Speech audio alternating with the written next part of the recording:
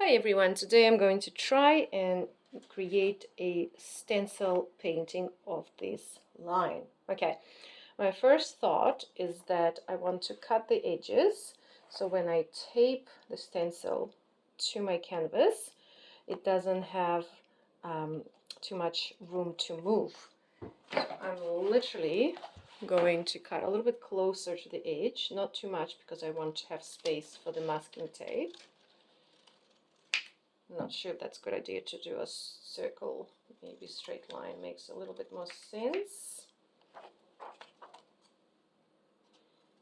And I hope it makes a difference, to be honest.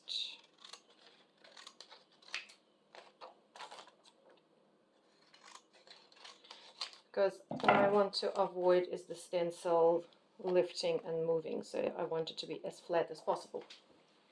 Alright, I have prepared this canvas 1 week ago with this Studio Acrylics.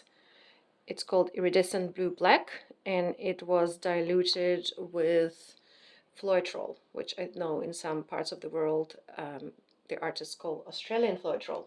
So I'm in New Zealand and therefore we have quite good access to it. I want to try avoid the paint, the color paint, from bleeding into the background. So I'm going to see what happens if I use the same color as the background first. So first thing first, we need to tape our stencil. So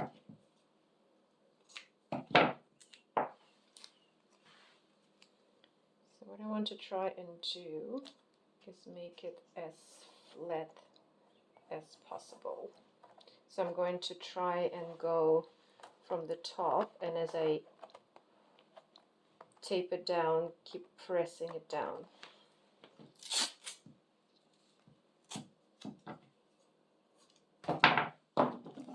Because I can see that even I had it under a heavy weight, it still has a little bit of a curl in the plastic. I'm not too worried about pressing these edges all the way. It's going to be easier to remove.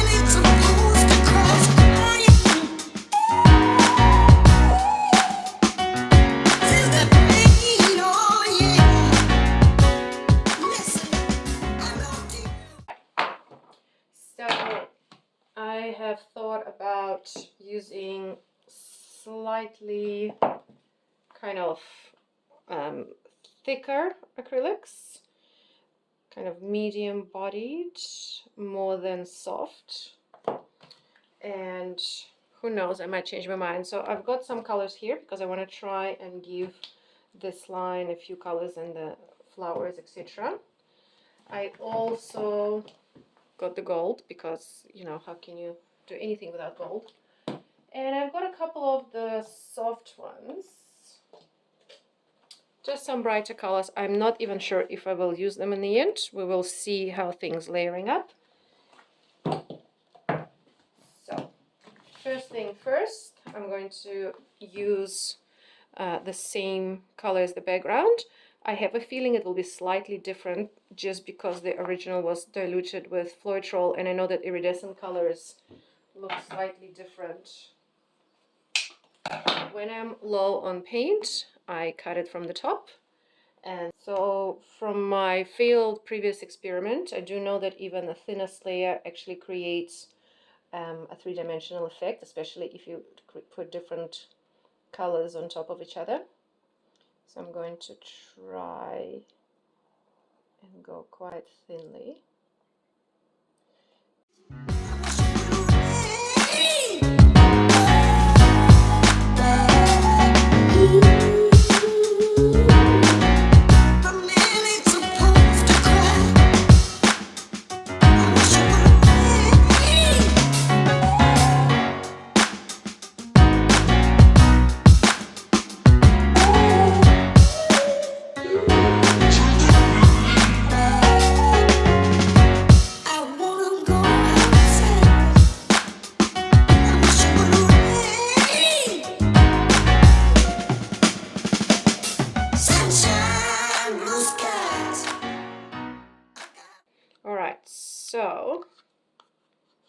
going to use a smaller palette knife and clean it in between each application. I have two preferred cleaning methods. Sometimes I like to use a paper towel, and sometimes I just have a towel. Even though it looks dirty, it's actually just been freshly washed. So I will see what I feel like.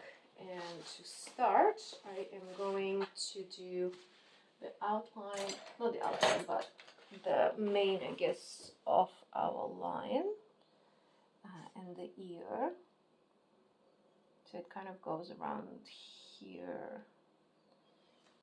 Maybe too small, this palette knife, but we'll see. So I think I'm going to go from the top this way. And then you see how the bottom layer, of course, gets transferred. So I'm going to wipe the palette knife before I try the next one.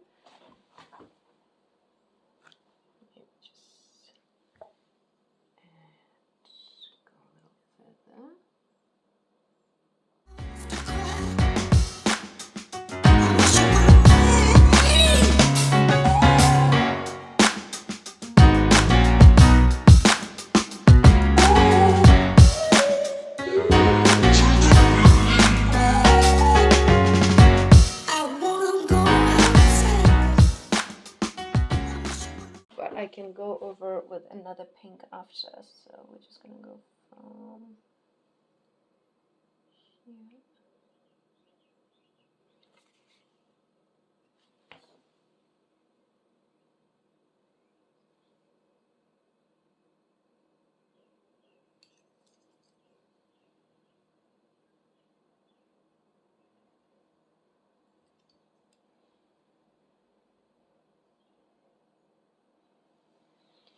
Okay, and there are some flowers. So I'm just thinking which flower should be pink. I like, there's a flower here. Some of them I just can't see, so it will be guesswork. There's some flowers here, so I might do that one and that one pink.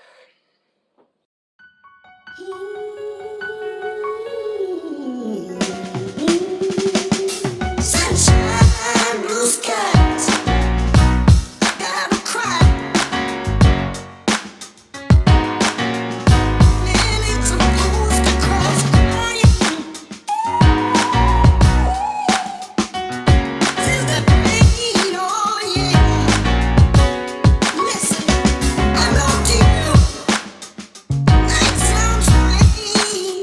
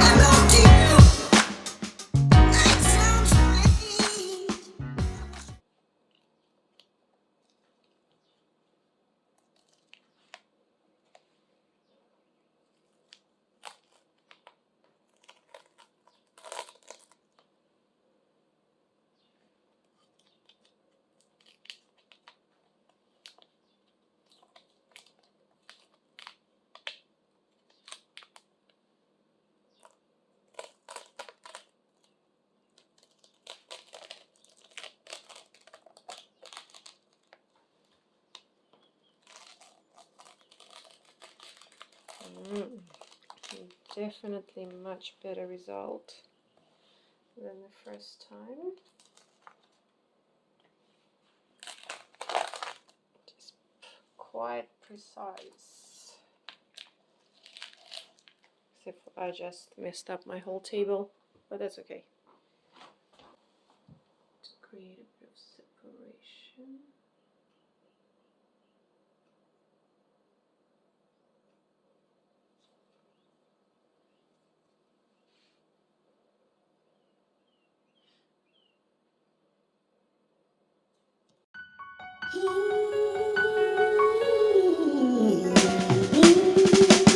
Sunshine, blue skies, gotta cry. Needing to move across crying. Feel the pain, oh yeah. Listen, I love you. Night sounds strange. I wish you would rain.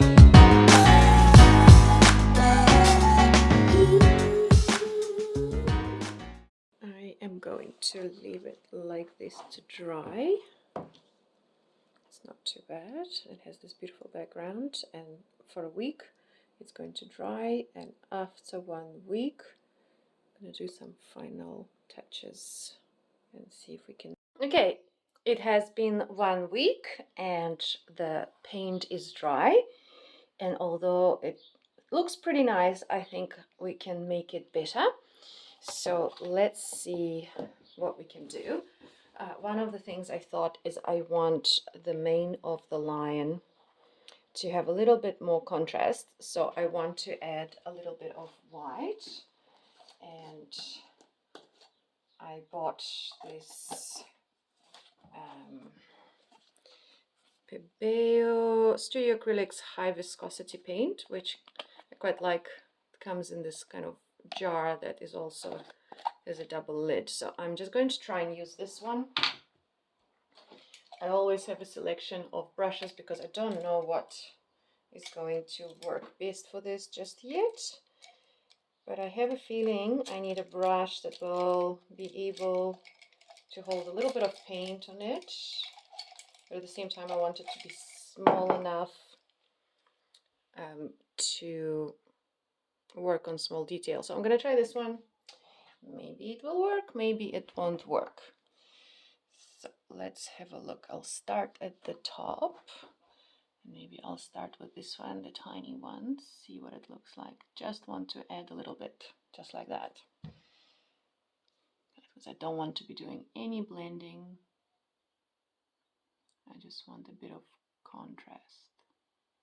And of course, straight away I mess up, but I am ready. So one of the things I've been playing with is how to fix this sort of thing. And if I use a dry brush and push the paint, and then just wipe it like that, that usually works. All right, I'm just going to get into a slightly more comfy position. And let's see how we go.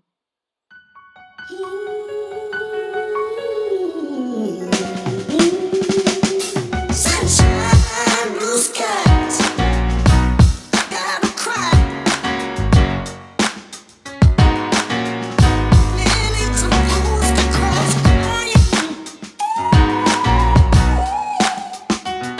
Feel the pain, oh yeah. Listen, I love you. Night sounds strange.